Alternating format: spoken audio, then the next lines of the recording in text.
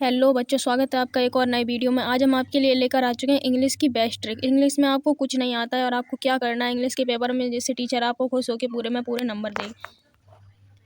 तो हमारे पास ये प्रीवियस ईयर पेपर है, जिसमें हम आपको दिखाएंगे कैसे एग्जाम पैटर्न आता है और कैसे क्या आता है, क्या क्या आता है और आपको क्या क्या करना होता है। आइए देखते हैं। सबसे पहले हम आपको बताते हैं कि इस पेपर का जो टाइम होता है वो 3 घंटे 15 मिनट का होता है और टोटल नंबर जो होते हैं वो 70 नंबर का होता है पूरा। और इसमें सबसे पहले क्या दिया जाता है, इसमें सबसे पहले पार्ट 1 दिया जाता है, जिसमें मल्टीपल चॉइस क्वेश्चन आते हैं, जिसमें एक पैसिव दिया जाता है। इसमें से क्वेश्चन दिए जाते हैं, बाद में अभी मैं दिखाऊंगी आपको, और इससे छाट के वो लिखने होते हैं। जैसे ये देखो, ये क्वेश्चन दिए गए हैं, ये छांट के लिखने होते हैं और इसमें ये सब क्वेश्चन एक एक नंबर के होते हैं। जो भी ये मल्टीपल चॉइस क्वेश्चन होते हैं ये एक एक नंबर के होते हैं। उसके बाद ये दूसरा पैसेज दिया जाता है, इसमें भी क्वेश्चन आते हैं, वो भी एक एक नंबर के होते हैं। तो पार्ट 1 में तो हमें केवल पैसिव दिया जाता है और उसके क्वेश्चन आंसर जो करने होते हैं वो दिया जाता है। वो तो हम आसानी से पढ़ के कर सकते हैं, लेकिन हमें सबसे ज़्यादा प्रॉब्लम क्या होती है, शॉर्ट आंसर और लॉन्ग आंसर में सबसे ज़्यादा दिक्कत होती है। लॉन्ग आंसर में वो हमें कैसे करने होते हैं वो मैं आज आपको बताऊँगी। तो यहाँ पर पार्ट 2 आ चुका है, जिसमें ये रीडिंग दिया जाता है। रीडिंग में भी आपको क्या करना होता है, ये देखो, ये पूरा पैसिव दिया गया है, एक पैराग्राफ जैसा दिया गया है, जिसमें और नीचे क्वेश्चंस दिए गए हैं। इनके आंसर आपको इसी में से लिख के देने हैं। उसके बाद ये रिटन आता है, इसमें एप्लीकेशन लिखना होता है। एप्लीकेशन कैसे लिखना है अगर आपको नहीं आता है तो आप कमेंट बॉक्स में कमेंट कीजिए कि दीदी एप्लीकेशन की ट्रिक बताइए, तो मैं आपको एप्लीकेशन की भी ट्रिक बताऊँगी। उसके बाद ये क्वेश्चन नंबर 23 पे ये देखो, आर्टिकल दिया जाता है। आर्टिकल में आपको 80 से 100 वर्ड का आर्टिकल लिखना होता है। वो आपको कैसे लिखना है वो भी मैं आपको बताऊंगी नेक्स्ट वीडियो में। और यहाँ पे ये एक पैराग्राफ दिया जाता है, जो कि आपको इनमें से किसी भी एक इसमें से किसी एक को उठाना है और 80 से 100 वर्ड उसके बारे में लिखने हैं।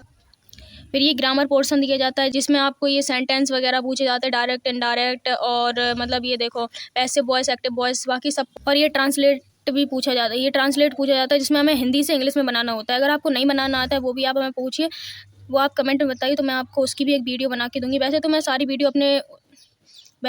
वीडियो आपको बना के दूँगी, आपको कैसे क्या लिखना है। बाकी आप मेरे चैनल को सब्सक्राइब कीजिए और बेल आइकन प्रेस कीजिए, जिससे कि आपके पास मेरी वीडियो की सबसे पहले नोटिफिकेशन पहुँचे और आप सबसे पहले देख पाएँ। अब हम आते हैं अपने पॉइंट पर, जिसमें आता है लिटरेचर, जिसकी हम बात कर रहे थे अभी तक, जिसमें ये 30 से 40 वर्ड के क्वेश्चन दिए जाते हैं, जिसमें हमें क्वेश्चन के आंसर जो होते हैं वो 30 से 40 वर्ड में लिखने होते हैं। ये हमें कैसे लिखने हैं, और इधर पे इनमें से एक क्वेश्चन करना होता है और ये 60 वर्ड करने होते हैं। इसमें मतलब 60 वर्ड लिखने होते हैं क्वेश्चन के आंसर में, तो वो हमें कैसे करने हैं वो भी मैं आपको बताऊँगी। और यहाँ पे और ये है सेंट्रल आइडिया। सेंट्रल आइडिया पहला, दूसरा और तीसरा चैप्टर, इन 3 चैप्टर में से आप कोई भी एक याद कर लेना, ज़रूर फंसेगा 100 में 100%। और आपको नहीं आता है सेंट्रल आइडिया, क्योंकि मॉडल में बहुत बड़ा दिया जाता है, तो आप मुझे बताइए, मैं आपको छोटा सा बना के आपको दूँगी, जो आप लिखने पर वो सेंट्रल आइडिया आप लिखोगे, जिससे आपको टीचर पूरे में पूरे नंबर देगा।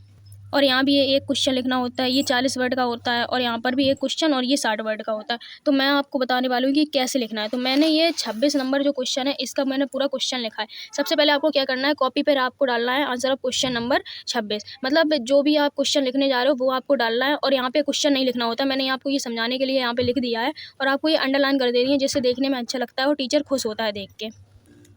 सबसे पहली बात है कि आपको कोई भी कॉपी में काटा-पेड़ी नहीं करनी है, बिल्कुल भी नहीं करनी है, और फर्स्ट पेज पे तो बिल्कुल नहीं करनी है। और अगर आपका कहीं गलती से गलत भी हो जाता है तो आपको वो काटना नहीं है, आपको उसके आगे ही उसका पूरा आंसर लिख देना है, ठीक है?